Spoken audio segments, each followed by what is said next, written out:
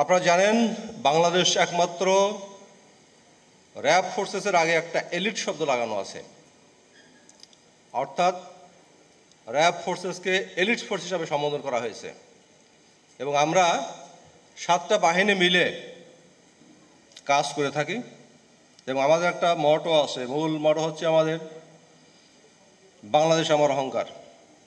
আমরা এটাকে বুকে ধারণ করি, লালন করি এবং সেই অনুসারে কাজ করি। র্যাব ফোর্সেস মূলত কিছু বিশেষ এজেন্ডা আছে, সেগুলো নিয়ে আমরা কাজ করি।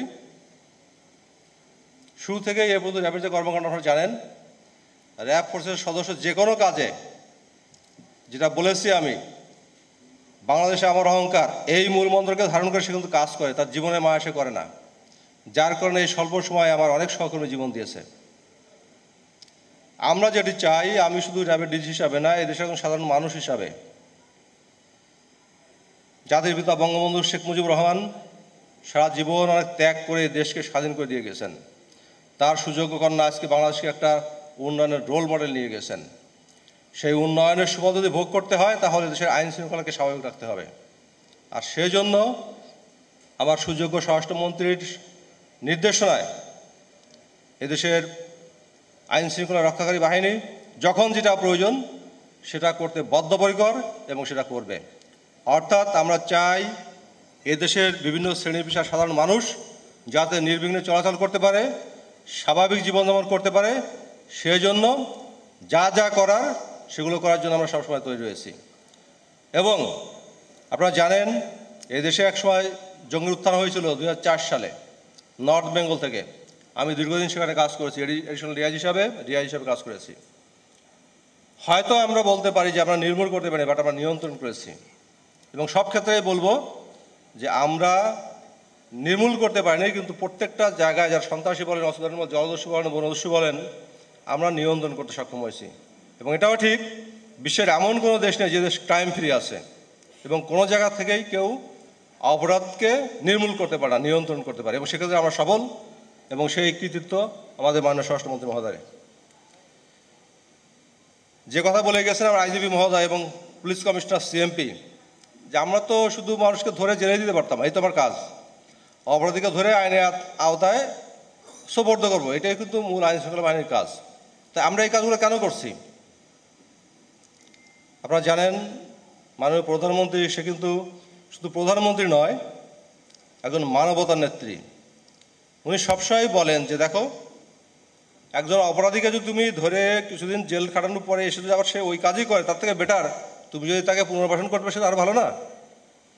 আমরা কিন্তু বিশেষ করে র্যাপিড ফোর্সেস মাননীয় প্রধানমন্ত্রীর এই যে একটা নির্দেশনা, তার পরিপ্রেক্ষিতে আমরা প্রতি বছর চেষ্টা করি যারা বিপদগামী অপরাধী, এই সর্বহারা, জঙ্গি, জলদস্যু, বনদস্যু, যাই বলে না কেন, আমরা এদেরকে এইভাবে আত্মসমর্পণের মাধ্যমে একটা স্বাভাবিক জীবনে ফিরিয়ে আনতে চাই। এবং আজকে আপনারা দেখেছেন আমি র্যাব ফোর্সের পক্ষ থেকে তাদেরকে 25,000 করে পার হেড টাকা দিয়েছি।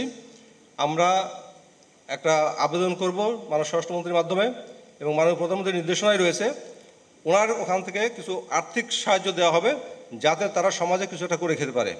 আমরা ইতিপূর্বে করেছি এবং গত বছর মে মাসে আমরা সিরাজগঞ্জে 314 জন সর্বহারাকে পুনর্বাসন করেছি এবং তাদের প্রত্যেককে আমরা কাউকে গরু কিনে দিয়ে, কাউকে মুরগির খামার করে দিয়ে, কাউকে সেলাই মেশিন দিয়ে, কাউকে ভ্যান দিয়ে পুনর্বাসন করছি। এবং আমরা কিন্তু এটা শুধু পুনর্বাসন করে দিয়ে শেষ করিনি, আমরা তাদেরকে মনিটরও করছি। বড় একটা অ্যাচিভমেন্ট ছিল র্যাবের, যেখানে মাননীয় প্রধানমন্ত্রী সুন্দরবনকে জলদস্যুমুক্ত ঘোষণা করেছিলেন। সেখানেও মাননীয় প্রধান নির্দেশে আমরা খেয়াল করি যে যারা সারেন্ডার করেছিল তারা কি আসলে পরিবার নিয়ে স্বাভাবিক জীবনে আছে নাকি আবার সেই পূর্বের ব্যবসায় ফিরে গিয়েছে। এটাও কিন্তু র্যাব ফোর্সেস মনিটর করে যাচ্ছে। অতএব আমরা শুধু আত্মসমর্পণ করেই শেষ করছি না, আমরা চাই তাদেরকে সমাজে পুনর্বাসন করে স্বাভাবিক জীবনে ফিরে রাখার জন্য।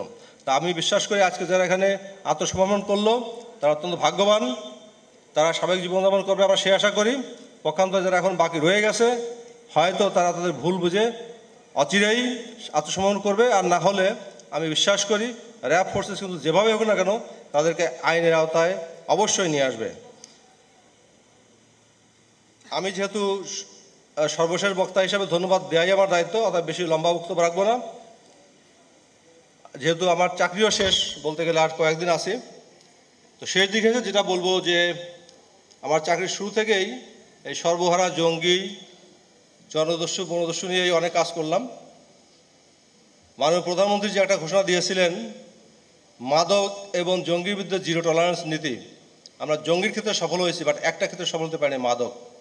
আমি আত্মসমালোচনা করতে কখনোই দ্বিধা করি না। আমি আমার যে বিবেকের কাছে নিজেকে অবশ্যই কোশ্চেন করি এবং আমি আমার ব্যর্থতা স্বীকার করতেও কখনো পিছুপা হই না। মাদকের ক্ষেত্রে আমরা ব্যর্থ হয়েছি। তো এই ব্যর্থতা শুধু আমার না, আমি বলবো এই ব্যর্থতা পুরো জাতির। কারণ আপনারা যদি সবাই জানেন যে মাদক দ্রব্য নিয়ন্ত্রণ অধিদপ্তর রয়েছে, কিন্তু তার যে সামর্থ্য রয়েছে তার পক্ষে মাদক দ্রব্য নিয়ন্ত্রণ করা সম্ভব না। ইভেন দেন আমি যদি বলি আমি র্যাব ফোর্সেসের লোকরা আমরা একাই মাদক নিয়ন্ত্রণ করব, নো, পুলিশ কারো পক্ষে সম্ভব না।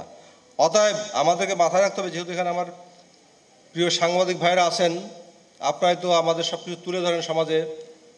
তো আমি বিশ্বাস করি এখন যে অবস্থা হয়েছে মাদকের, যদি পরবর্তী জেনারেশনকে আমরা বাঁচাতে চাই তাহলে ইন্ডিভিজুয়াল কোনো সংস্থার পক্ষে এই মাদক নিয়ন্ত্রণ করা সম্ভব না। অবশ্যই অবশ্যই এখানে সোশ্যাল মুভমেন্টে যেতে হবে। সবাইকে এক প্ল্যাটফর্মে এসে জনপ্রতিনিধি সহ সবাইকেই এই মাদককে না বলতে হবে, মাদকের বিরুদ্ধে জিহাদ করতে হবে। আদারওয়াইজ কোনো বাহিনীর পক্ষে এককভাবে মাদক নিয়ন্ত্রণ করা কোনোদিন সম্ভব হবে না। আর সেটা যদি আমরা করতে না পারি, এই দেশের যে উন্নয়নের সুফল আমার মনে ভোগ করতে পারবো না। তো আমার বিশ্বাস আমরা এখানে যারা রয়েছি, যারা আমার প্রিন্ট এবং ইলেকট্রনিক মিডিয়ার সাংবাদিক রয়েছেন, আসেন আমরা সবাই ঐক্যবদ্ধ হওয়ার চেষ্টা করি এবং এই দেশ থেকে, সমাজ থেকে মাদক যাতে নির্মূল করা যায়, আগামী প্রজন্মকে যাতে আমরা রক্ষা করতে পারি, সেই জন্য আসেন আমরা সবাই কাজ করে যাই। এইটা ভাবার কোনো কারণ নেই যে আমরা বলি গ্রামে যে অন্যের বাড়িতে আগুন লাগছে, আমি মনে করছি নিরাপদ আছি। না, ওই আগুনের তাপ আপনার গায়ে একদিন লাগবে। অতএব এটা মাথায় রেখে আমরা সবাই একটা সামাজিক আন্দোলনের মাধ্যমে যাতে মাদকমুক্ত হতে পারি সেই চেষ্টা করি। আজকে যারা এখানে আমাদের আমন্ত্রণে সাড়া দিয়ে আসছেন, আমি র্যাব ফোর্সের পক্ষ থেকে সকলকে অভিনন্দন জানাই, ধন্যবাদ জানাই। এবং যারা এই সুন্দর অনুষ্ঠানের আয়োজন করেছেন, বিশেষ করে আমার অধিনায়ক র্যাব 7 সহ তার সহকর্মী যারা রয়েছে, সকলকে